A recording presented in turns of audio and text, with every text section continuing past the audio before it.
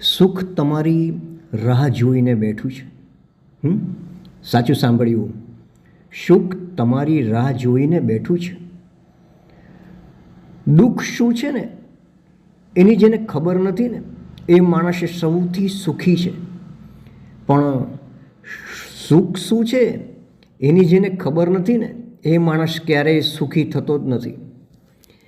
આપણને દુઃખી થવાની અને દુઃખી રહેવાની એટલી બધી જ આદત પડી ગઈ છે ને કે આપણે સુખી થવાનું જ ભૂલી ગયા છે.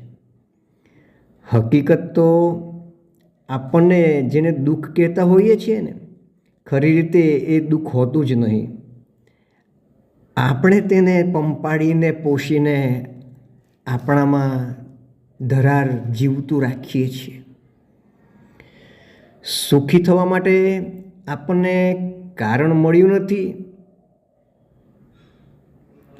અને દુઃખી થવા માટે આપણે કારણ શોધવું પડતું નથી. વાતમાં આપણે બહુ સહેલાઈથી દુઃખી થઈ જઈએ છીએ. દુઃખી થવું સ્વાભાવિક છે. જિંદગીમાં ઘણા પ્રસંગો એવા બનતા હોય છે કે માણસ ડિસ્ટર્બ થાય. કોઈના વર્તનથી આપણને ક્યારેક લાગી આવે છે એને મારી સાથે આવું કર્યું. આપણે એ સ્વીકારી જ નથી શકતા કે આપણે જેને પ્રેમ કરીએ છીએ, આપણે જેને આપણા માનીએ છીએ એ એવું કંઈક કરે. આપણને તો આપણો વાંક ક્યાંય દેખાતો જ નથી. દુઃખને બને એટલું ઝડપથી ખંખેરી નાખવું. આપણો પ્રશ્ન એ છે કે આપણે દુઃખને ભૂલતા નથી. દુઃખને ખોતરવાનું બંધ કરો તો સુખ ઝડપથી પાછું આવી જશે. મોટા ભાગે તો આપણે જ દુઃખને છોડવા નથી ઈચ્છતા હોતા. ઘણા લોકો એક ચિંતા ટળે ત્યાં બીજી શોધી જ કાઢે. જિંદગીમાં દરેક વાતને અત્યંત ગંભીરતાથી લેવાની જરૂર જ નથી હોતી. મોટા ભાગની વાતોને હળવાશથી લેવી જોઈએ. વધુ પડતો વિચાર ઓવરથિંકિંગ પણ જોખમી છે. વધુ પડતા વિચારો પણ દુઃખી થવાનું એક કારણ છે. બેનામ સા યે દર્દ ઠહર ક્યું નહીં જાતા, બેનામ શા યે દર્દ ઠહર ક્યું નહીં જાતા, જો બીત ગયા હૈ वो ગુઝર ક્યું નહીં જાતા. આપણે સતત જૂની વાતોને યાદ કરીને દુઃખી થઈએ છીએ. માણસની સુખી થવાની તૈયારી હોવી જોઈએ. જેને સુખી થવું જ ન હોય ને તેને કોઈ સુખી કરી શકતું જ નથી. કોઈ માણસને દુઃખી કરી શકે પણ સુખી તો આપણે આપણી જાતે જ થવું પડતું હોય છે. બોસ, એવું માનો ને કે હું દુઃખી નથી, હું સુખી છું અને સુખી થવા માટે જ જન્મ્યો છું. મને કોઈ દુઃખી કરી શકે જ નહીં. જેનામાં સાજા થવાની ઈચ્છા હોય ને જેટલી તીવ્ર હોય ને એટલી ઝડપથી સાજો થઈ જાય. બીમારી અને દુઃખ શારીરિક હોય છે, તેના કરતાં ઘણા બધા અંશે માનસિક હોય છે. કોઈના પગમાં ફ્રેક્ચર થાય ને તો એ બરડા પાડતું હોય અને બીજાને એવું થાય ને તો સહન કરીને પણ હસતો રહેતો હોય. આ વાત જ બતાવે છે કે દુઃખ એ માણસની માનસિકતા કેવી છે ને તેના પર આધાર રાખે છે. દુઃખ જેવું કંઈ હોતું જ નથી બોસ. આપણે જ અમુક પરિસ્થિતિને દુઃખ માની લેતા હોઈએ છીએ.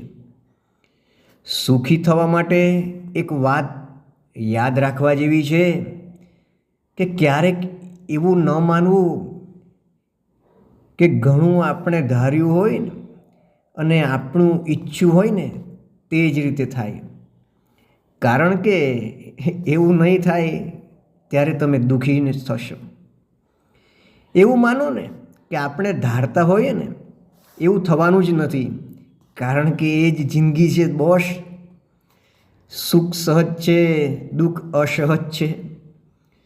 સુખ આપણને સદતું નથી અને દુઃખ આપણને છોડતા નથી. સુખ પાછળથી દોડાથી જ દુઃખી થવાય. સુખ તો હોય જ છે, શોધવાનું હોતું જ નથી, માત્ર દુઃખને ખંખેરવાનું હોય છે. જેને સાચા અર્થમાં દુઃખ કહેવાય ને એવા દુઃખ તો બહુ ઓછા જ હોય છે. મોટા ભાગે તો આપણા દુઃખ આપણે માનેલા અને ઊભા કરેલા હોય છે. અને આ દુઃખ સાથે આપણને એવું ફાવી ગયું હોય છે ને કે આપણને તેના વગર ઇઝી લાગતું જ નથી. જલ્દી બધું જ કરવામાં આપણે જીવવાનું જ ભૂલી ગયા છે બોસ. ચિંતાઓ ખંખેરી નાખો, સુખ તો તમારી રાહ જોઈને બેઠું છે. સુખ તમારી અંદર પ્રવેશે એટલી મોકળાશ તો એને આપો. જેઓ વધારેમાં વધારે ફરિયાદ કરે ને એમના વિશે સૌથી વધારે ફરિયાદ હોય છે બોસ. એટલે જ કહું છું, સુખ તમારી રાહ જોઈને બેઠું છે. મિત્રો, આ એક તમારા સમક્ષ એક નાનો પ્રયાસ છે. તમને ગમ્યું હોય ને તો જરૂર સબસ્ક્રાઈબ કરજો અને લાઈક કરી ને શેર કરજો પ્લીઝ. Thank you. જય શ્રી કૃષ્ણ. જય શ્રી કૃષ્ણ. પાછું એક વખત યાદ કરાવી દઉં બોસ, સુખ તમારી રાહ જોઈને બેઠું છે.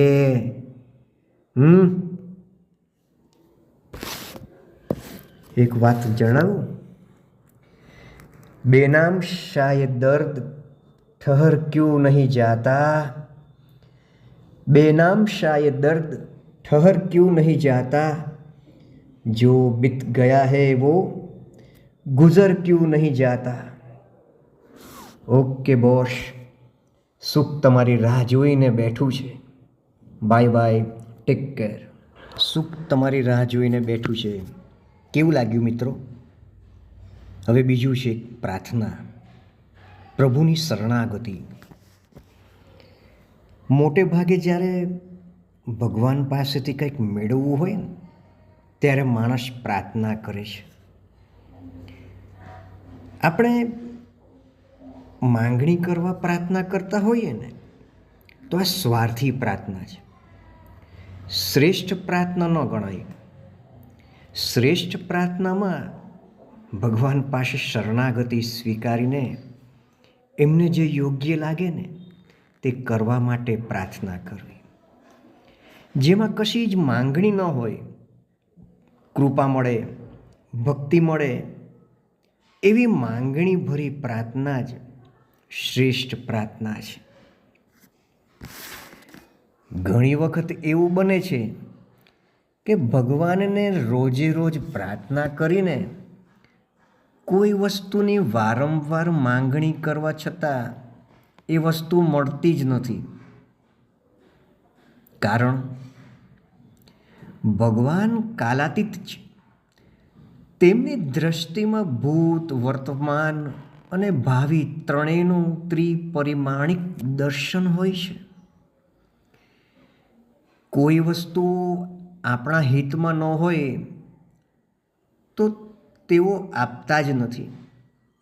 આથી ભગવાન પાસે આપણે જે માંગવું હોય તે ભલે માંગીએ, પણ સાથે સાથે એટલું પણ કહેવું જોઈએ કે તમને મારા માટે યોગ્ય લાગે ને તો તમે મને આપજો. પછી પણ આપણી માંગણી ન સ્વીકારાય તો પણ આનંદ થાય કે મારી માંગણી અયોગ્ય હતી. ભગવાને એ ન સ્વીકારી, એ વસ્તુ આપીને મારું પરમહિત જ કર્યું છે. માટે ક્યારેક હઠ ન કરવી, ભગવાનને નિષ્ઠુર ન કહેવા. ભગવાન પ્રાર્થના નથી સાંભળતા, એ અમારી માંગણી નથી સ્વીકારતા એવું માનવું એ ભગવાનથી વિમુખ કરી દે છે. ઘણીવાર આપણી સીમિત દ્રષ્ટિએ તત્કાલિક અયોગ્ય જણાતું હોય તો પણ એમાં ભગવાનની કૃપા રહેલી છે એમ માનીને ધાર્યું ન થયું હોય તો પણ પ્રાર્થના કરતા રહેવાથી પાછળથી સમજાય કે માંગેલી વસ્તુ કે પરિસ્થિતિ ન આપીને ભગવાને મહાન મુશ્કેલીમાંથી આપણને ઉગારી લીધા. કેટલીક વખત એવું પણ બને છે કે મનુષ્ય ભગવાન પાસે જે કંઈ માંગે છે ને તેના કરતાં ઉલટું જ બનવા લાગે. જ્યારે પ્રાર્થનાનું પરિણામ વિપરીત આવે ત્યારે સમજવું કે ભગવાન આપણને ખૂબ ઝડપથી એમની સમીપ લઈ જઈ રહ્યા છે. આપણી અંતરશુદ્ધિ કરાવી રહ્યા છે. તેથી ભગવાનની કઠોર કૃપા માનીને વધુને વધુ પ્રાર્થના કરીએ, પરિસ્થિતિનો સામનો કરવો જોઈએ. કારણ કે વધુને વધુ પ્રાર્થના કરી એ પરિસ્થિતિનો સામનો કરવો જોઈએ. લાંબે ગાળે આપણને ખબર પડે છે કે મુશ્કેલી પરિસ્થિતિ આપણને શીખવવા માટે ઊભી થયેલી હતી. ભગવાન જેના પર કૃપા કરે ને, જેને પોતાની સમીપ લાવવા ઈચ્છે, એની આસક્તિના તમામ બંધનો તેઓ જાતે જ તોડી દેતા હોય છે. ત્યારે એમ લાગે છે કે ભગવાન નિષ્ઠુર છે. પણ આ દેખીતી નિષ્ઠુરતા પાછળ તો ભગવાનનો ભારોભાર પ્રેમ રહેલો છે.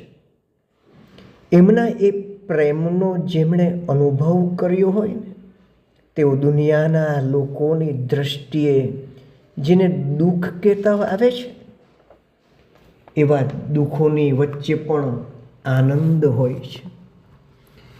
કેમ કે પ્રભુ સાથે એમનો તંતુ સદાય જોડાયેલો હોય છે.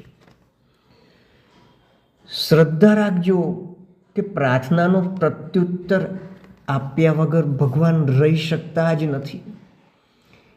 એમાં વિલંબ થાય તો સમજવું કે હજુ આપણી તૈયારી પૂરી થઈ નથી.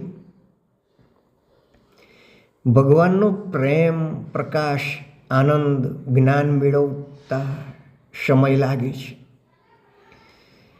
આ તો ભગવાનની દિવ્ય ચેતના સાથે સંકળાયેલ દિવ્ય વસ્તુઓ છે. એ પાત્રતા વગર મળતી જ નથી. એ માટે આપણને અનેક કસોટીઓમાં તપાવીને શુદ્ધ બનાવે છે. ખરેખર ભગવાન પાસે માંગવું હોય ને તો એવું માંગવું જોઈએ કે પછી કશું માંગવાની જરૂરિયાત જ ન રહે. તે છે ભગવાનની ચેતના સાથેની તદ્રુપતા. ભગવાનની ચેતના એટલે સચ્ચિત આનંદ સ્વરૂપ ચેતના.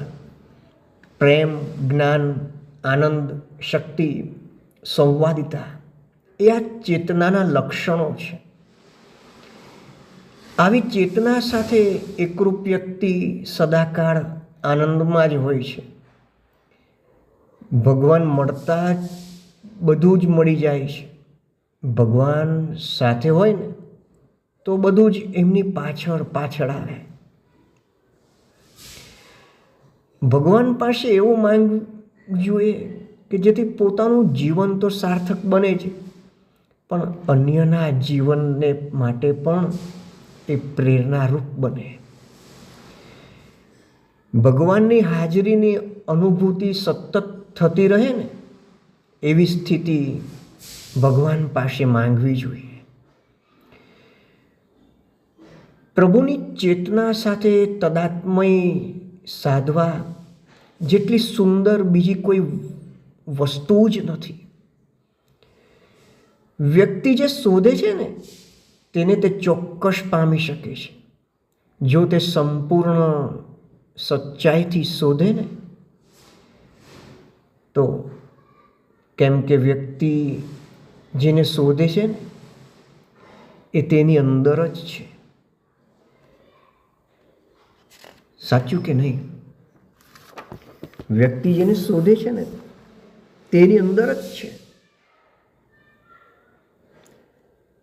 આપણને કંઈ પણ જોઈતું હોય ને તો એ માટે ભગવાનને પ્રાર્થના કરવી ને એ અયોગ્ય.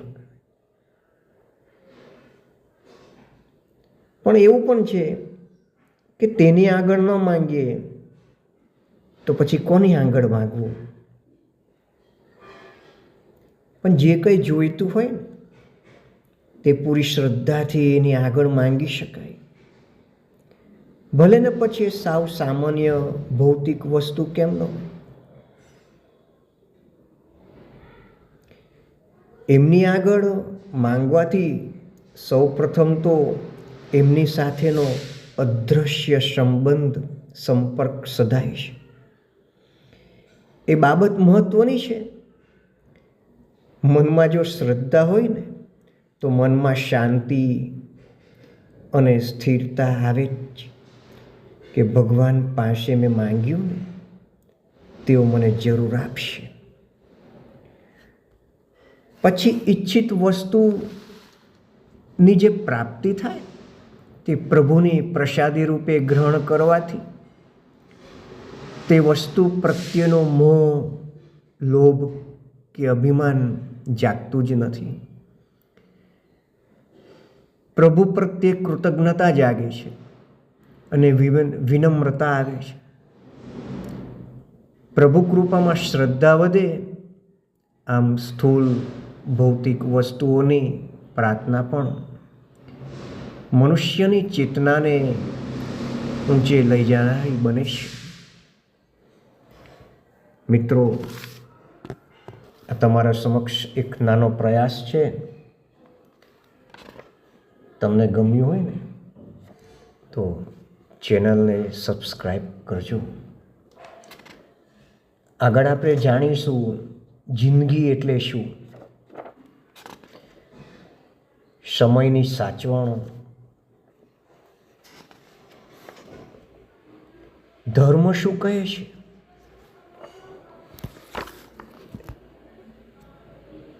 જગતમાં કુલ 12 ધર્મો છે. ધર્મ શું કહે છે ને એ બધું આપણે જાણીશું આગળ. નિવૃત્તિકાળને આનંદમય બનાવો. સારા સારા વિષય છે થોડાક. સુખી થવાનો રાજમાર્ગ, સમયને માન આપો, સમયનું પાલન કરો. ગયેલો સમય ફરી પાછો આવતો જ નથી. પ્રામાણિક બનો, સાદું જીવન જીવો, કર્મ કરો, યોગ્ય દાન, ભાગ્યમાં માનો. આ બધું છે. આપણે બીજી વાર મળીશું. ત્યાં સુધી સૌને જય શ્રી કૃષ્ણ.